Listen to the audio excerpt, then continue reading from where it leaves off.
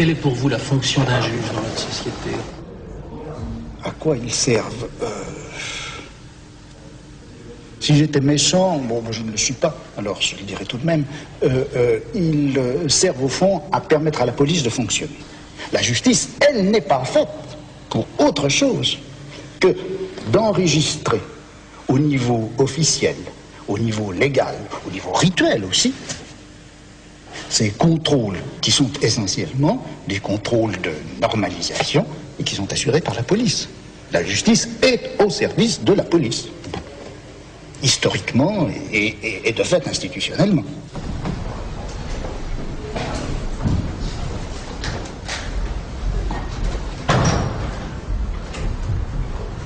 L'audience est ouverte, vous pouvez vous asseoir. Alors au fond, quand le juge demande à l'accusé de se reconnaître coupable, d'accepter sa faute, littéralement de s'humilier devant lui, au fond, le juge, on a l'impression qu'il veut effectivement piétiner l'accusé. Moi je dirais, c'est tout le contraire, il lui demande un formidable service. Il demande à l'accusé de lui dire au fond ceci: eh bien oui, monsieur le juge, ce n'est pas tellement vous qui jugez, c'est la société tout entière, c'est cette société à laquelle j'appartiens, et par conséquent, si je réclame ma peine, c'est donc moi qui me punis moi-même, et ce n'est pas vous. Je vous innocente, vous, juge.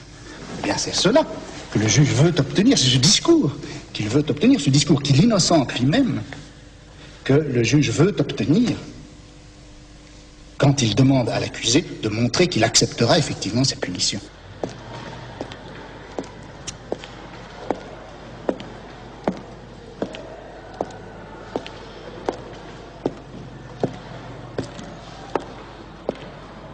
Je crois que ce qu'il faut analyser, c'est justement ce que veut dire ce mot humanité. En fait, je crois que ce qui était cherché, c'était une méthode, une manière à la fois raisonnable, rationnelle, économique d'exercer le pouvoir. Et il y avait dans la terreur et l'éclat des supplices une espèce de dépense politique, non seulement inutile, mais dangereuse, puisque très souvent les supplices suscitaient révolte, mécontentement, mouvement d'émeute, etc. Alors, on a cherché un moyen discret et absolument économique d'exercer ce pouvoir de punition. Et c'est à cette nouvelle économie du pouvoir qu'on a donné le nom d'humanité.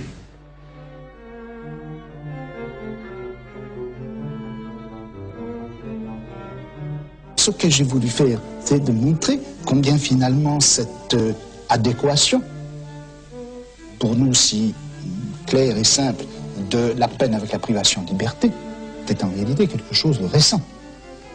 Quelque chose de récent, c'est une invention technique qui a été, dont les origines bien sûr sont lointaines, mais qui a vraiment été intégrée à l'intérieur du système pénal et qui a fait partie de la rationalité pénale à partir de la fin du XVIIIe siècle.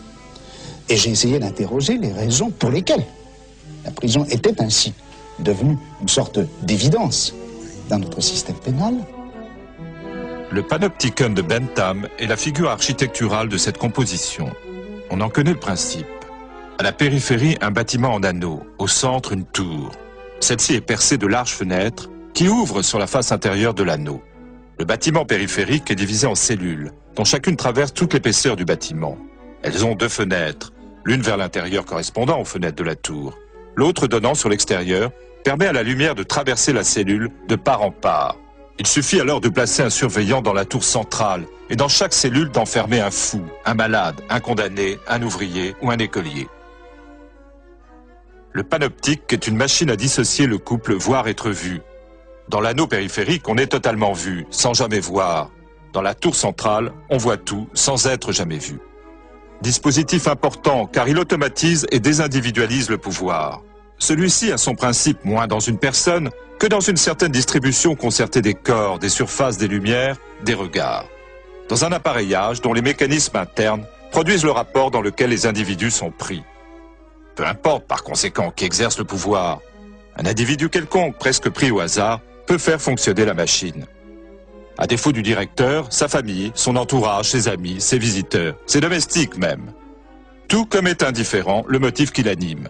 La curiosité d'un indiscret, la malice d'un enfant, l'appétit de savoir d'un philosophe qui veut parcourir ce muséum de la nature humaine, ou la méchanceté de ceux qui prennent plaisir à épier et à punir.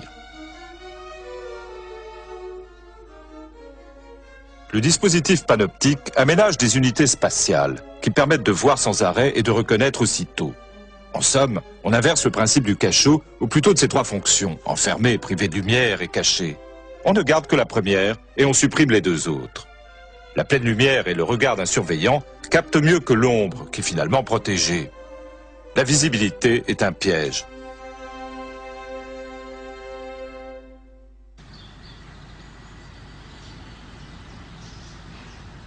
Alors, l'idée qu'il faille absolument donner aux gens qui exercent le pouvoir un instrument, en quelque sorte, optique, pour que ce sur quoi ils exercent le pouvoir, et en même temps les effets de ce pouvoir leur soient visibles, ça, c'est une préoccupation fondamentale.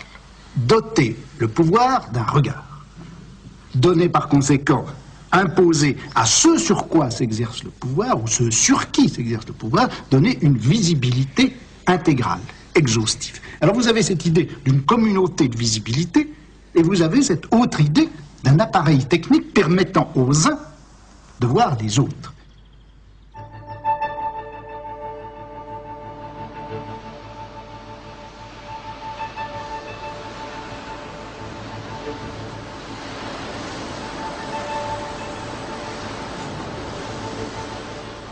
La mise en série des activités successives permet tout un investissement de la durée par le pouvoir.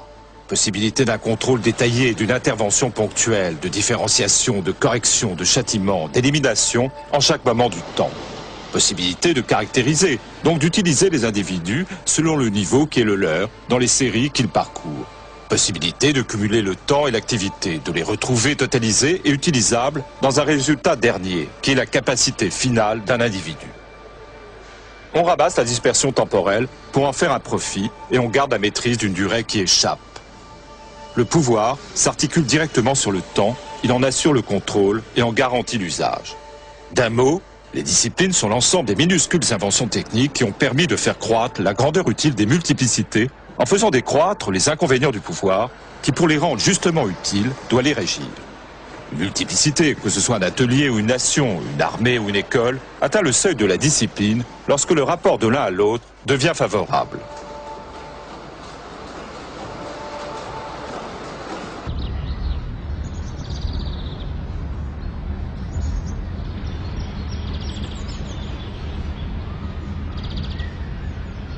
La manière dont s'exerce le pouvoir dans les sociétés modernes, c'est que les gens n'y ont pas, bien sûr, n'y ont plus exactement un statut de naissance. Ils bénéficient simplement de fait des avantages qu'ils peuvent avoir à leur naissance, mais n'ont pas de statut de naissance. En revanche, ils sont perpétuellement mis en fiche et classés les uns par rapport aux autres. J'avais pris cet exemple qui me paraissait très typique. C'était un règlement qui vaut pour l'école militaire qui avait été fondée en France en 1753 et où les jeunes futurs officiers sont traités avec une espèce, on ne peut pas dire exactement de dureté, mais de méticulosité qui est très très frappante. Ils sont perpétuellement surveillés dans leurs chambres, dans les dortoirs, dans les lavabos, dans les cours de récréation.